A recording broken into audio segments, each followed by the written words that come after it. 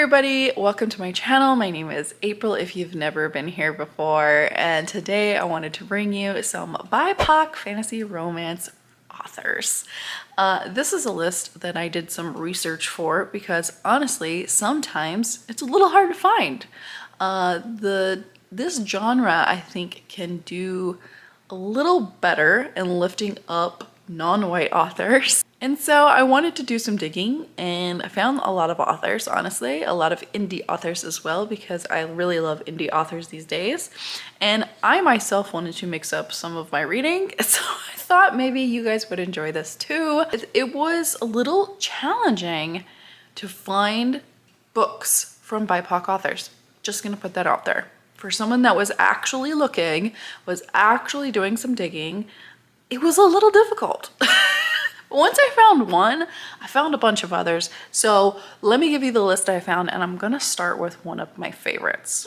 Kimberly Ling. She was an indie author. She recently got picked up, so she's no longer an indie author. However, she is one of my absolute favorite fantasy romance authors. She's hilarious. She writes bonkers books that are a little unhinged, but honestly also very sweet and adventurous. I just love her That Time I Got Drunk series. I love all the novellas. Like, every single thing she writes is gold for me, so I can't stop recommending her ever. Like, ever. I just love her. And I really want to meet her one day. But you know, who knows if that's ever going to happen. But like, I love her books. They bring me so much joy to my life. And if you haven't read a Kimberly Ling book yet, I highly recommend you start with this series. The third book is my absolute favorite, but honestly, I love all of them. They're spicy, they're funny, they're sweet, they're adventurous, like I said, and they're just the best. They're just the best. Angela J. Ford. I have read several of Angela's books, and I'm gonna say they're kind of hit and miss for me. However, I think she's growing as an author, and I think her writing is growing as well, and I really enjoy her writing. This one right here is my favorite book of hers. Again, the hero in this one is very talkative, which usually you don't get. You don't get that. The hero is usually very broody, but this one, loose-lipped, let me tell ya. And then there's also some adventures through some like ice mountain thing. It was really fun and enjoyable. She has this whole other series if you like musicals and stuff, with her like Music of the Night series. I don't remember what it's totally called, but I'll put some of the books up here. But they're all really well written. I read the Phantom of the Opera one, and it wasn't my favorite just because I didn't like Phantom very much. But I still think it was a really beautifully written book. And I think she has so many books out that you can just try a few from her and see which ones you gravitate towards. Annalise Brana. Annalise Brana wrote this book. It is her debut novel. And it's not a perfect book by any means, but it is a gorgeous book. And I love that she gives you a full cast of non-white characters in this book. This is kind of YA-ish, but also beautifully written. And if this is her first book, like, I'm impressed. I am very, very impressed, and I cannot wait to see what else she does next. I did read this book on audiobook. The audiobook wasn't quite working for me, so I ended up reading this physically instead, and I think I could grasp the story a little bit more there. This has to deal with a magical library and also a love triangle, but I really enjoyed this. Wasn't my favorite overall, but again, if this is her first book, sky's the limit, honestly. Sky is the limit, and I cannot wait to see what she writes next. Abby Fox. Abby Fox, wow, I just read this book and I was enthralled in it. I absolutely loved it. This book is an arranged marriage fantasy romance, and in the beginning of this book you find the heroine in a bar drinking her face off because She wants to run away from her whole situation. This was so intriguing, and this is a novella. This is a novella to a more involved series, but for a novella, I was gripped in it, honestly. I was very, very gripped, and I cannot wait to read the rest of the series. I believe Abby Fox will be at Romantasy Con. I want to say she's gonna be. After reading this book, I'm really excited to meet her, if she's gonna be there. And yeah, I really enjoyed her books with this series. Let me see how many books she has, because honestly, I know there was a lot in this series. Yeah, there's like 4 books in this series, and I want to read them all, honestly.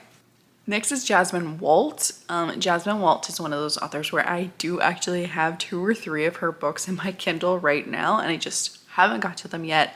This book right here, The Vampire's Bargain, intrigues me the most. She does have like a dragon fantasy romance as well that also, I think those are the books that I have.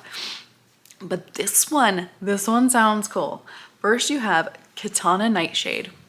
What a name. That's like the best name, honestly. She is a vampire hunter, and she's a very prolific vampire hunter because she is a very powerful witch. However, she's betrayed. She is betrayed and sealed in a box for years. When she's finally freed after 50 years from this magical prison, she's not freed by someone of her own kind, but she's freed by a vampire lord asking for her help. She would never align herself with vampire, but she is out for vengeance. And yeah, this book sounds so cool. I really need to read it. I really need to read just any book by Jasmine Walt, but this one for sure, high on my list. Nisha J. Tooley. I have heard so many things by Nisha J. Tooley. Really the only thing holding me back from picking up one of her books, specifically Trial of the Sun Queen, is that it's YA. I just haven't been in a YA mood lately, but I have heard so many good things about her books, and I really need to read them. The book that I actually have on my Kindle, again, I got it, I think, as a free book at some point, but like, I really want to read Heart of Night and Fire. This one sounds a little bit up my alley more. It says it's action-packed. I love action-packed books. And also, this is a fantasy romance inspired by Indian mythology. So I really love something like different, that's a different cultural mythology rather than the normal like European mythology. So this one is about a girl that was locked in a prison and trained to fight her whole life. However, she's forbidden to use her magic. When she's set free, she finds her way to a magical city where demons prowl the streets, and she's wanting to join the fight with a powerful commander that she has the hots for. He is a blood-drinking immortal, and he's got some secrets of his own, but of course they have to work together to fight all these demons. It honestly sounds really fun. I love this magical city setting. I can't wait to see what that's all about, and I'm really excited to read this book. Next author is De Latao. Is it Latao or Latau? I am so sorry if I said that wrong. I do have a couple books from this author as well on my Kindle. The first one being The Cup and the Prince, but the one I'm really curious about is this series called Frozen Hearts and Death Magic. Death Magic, I mean, come on, Death Magic.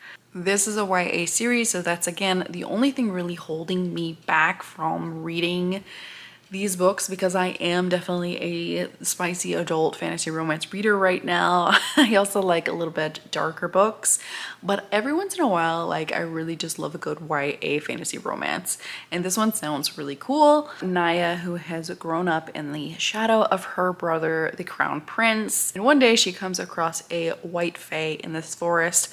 The white fae are said to be almost extinct, and they used to bring like just devastation to the land. And so she's like, are they back? What's going on? But then there's a whole other story where there's another princess who's a necromancer, and she's being forced to marry, and she's got to pick a husband, but she's The only husband she can't pick is Naya's brother, and that's the one she wants. Of course, because we always want things that we can't have. This just sounds fun and an interesting, probably political fantasy, but in a more palatable sense because it's going to be YA. So I don't know. I love those. I love like a political fantasy romance, and I think this might give it to me. T.K. Tucker is the next one. The book that I have from her is The Coven of Ruin.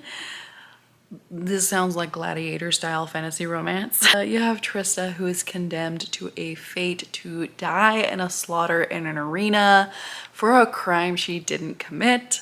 Ares, the son of a god, usually doesn't attend these things, but he attended this one. And he finds his retribution against Zeus in the form of this untrained witch, who is Trista, of course. I'm really interested to see what this series goes. This promises to be a very epic multi-book series. And I don't think I've read any books where the gods and the witches are at war with each other. So I think that's kind of a really cool concept. And I definitely want to read this one. So that's it for my list today. Those are some of the fantasy romance BIPOC authors that I found on Kindle. Again, I wanted to focus on indie romance and fantasy romance. Like, I have a lot of adult fantasy and YA fantasy that have like romantic subplots, and I really didn't want to do those. I wanted to do like a good balance of both fantasy and romance. So that's where I picked these specific authors. However, let me know your favorite fantasy romance BIPOC author so that way we can add some more books to our TBR in the comments below. As always, thank you for joining me, and I'll see you next time. Bye!